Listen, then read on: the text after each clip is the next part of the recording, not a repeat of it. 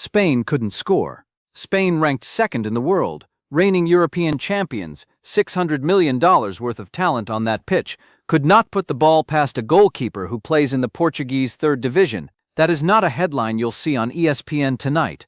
Here's why that matters more than you think. Vozinha. Remember that name, because in 76 minutes of live action before Yamal even stepped onto that field, this man made 6 saves against the best passing side on the planet, and did it playing club football below the level most people reading this have heard of. 6 saves against Spain. Fox Sports spent their entire broadcast talking about Lamine Yamal's hamstring and Rodri anchoring the midfield. Not one of their analysts told you the man keeping Spain out was a third-division goalkeeper. That is the story of this match. That is what you need to understand before anything else. New here? Subscribe now.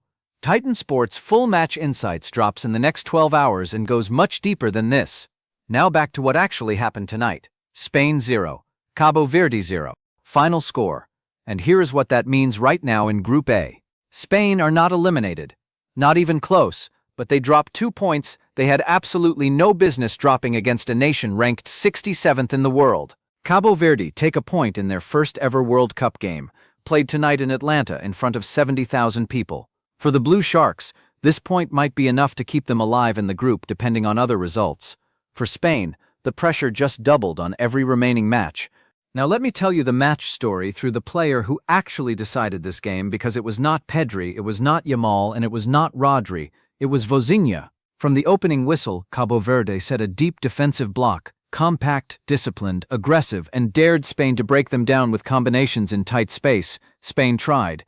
They moved it through Pedri, they shifted to Cucurella on the left, they attempted crosses, cutbacks, diagonal runs from Ferran Torres, and Vozinha answered every single time.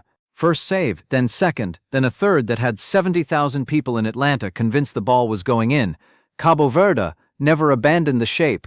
Their defensive structure held through 45 minutes, through 60 minutes, through 70 minutes, and Luis de la Fuente, standing on the sideline watching his European champions create chances and waste them, finally ran out of ideas before he ran out of time. Actually, wait. Before I tell you who really won and lost this match individually, you need to know one number that changes how you understand everything you just watched. Fabian Ruiz had 2 free headers inside the 6-yard box tonight. 2. And put both of them directly at Vozinha. Not wide, not over, right at the goalkeeper. That is not bad luck. That is a finishing problem that will follow Spain into the knockout rounds if they do not fix it. The hero of this match is Vozinha. Full stop. 6 saves, 0 goals conceded, and a performance of complete psychological composure that most top-flight European goalkeepers would struggle to replicate in a World Cup pressure environment. The villain is Fabian Ruiz, and that is painful to say because his work rate all night was genuine. But you cannot miss 2 headers from 6 yards in a game your team needs to win. You cannot. De La Fuente's decision to wait until the 70th minute to introduce Yamal is the coaching call this match will be remembered for. The hamstring concern is real. Nobody is disputing that. But Spain were visibly static in wide areas for an hour. Introducing a player who forces defenders to overcommit on one side should have happened at 60 minutes at the absolute latest. He waited too long. And by the time Yamal and Nico Williams were both on the pitch, Cabo Verde had 20 minutes of legs left and used every second of them. Let me say something that nobody on ESPN or Sky Sports is going to say tonight. Cabo Verde did not just defend. They outcoached Spain for 90 minutes. Luis de la Fuente had no answer to a low block he knew was coming. He knew Cabo Verde would park defensively. This was not a surprise, and his team still took until the 70th minute to change shape. That is a tactical failure by the head coach of the second-ranked team in the world, and it deserves to be called what it is. What happens next is where this gets genuinely dangerous for Spain. Their next opponents watched this game. They watched Fabian Ruiz miss 2 headers. They watched Spain's wide players collapse centrally and create traffic instead of space. They watched De La Fuente panic substitute in the 70th minute instead of controlling the game. Every team remaining in this group now has a blueprint.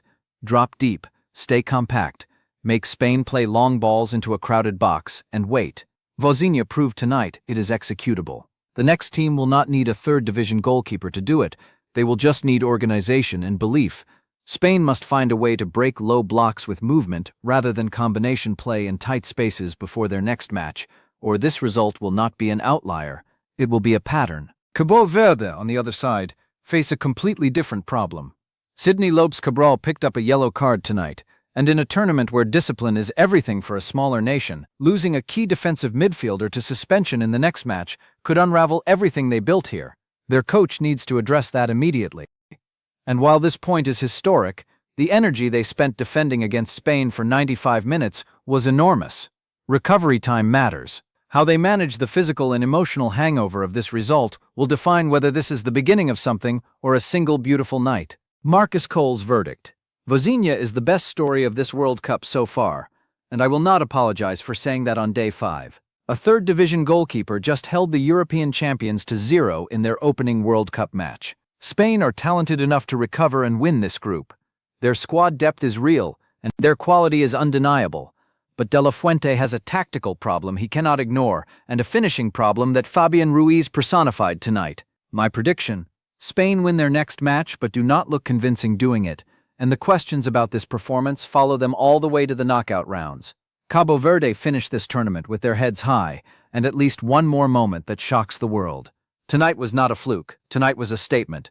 Tell me in the comments, did you see that result coming? Yes or no?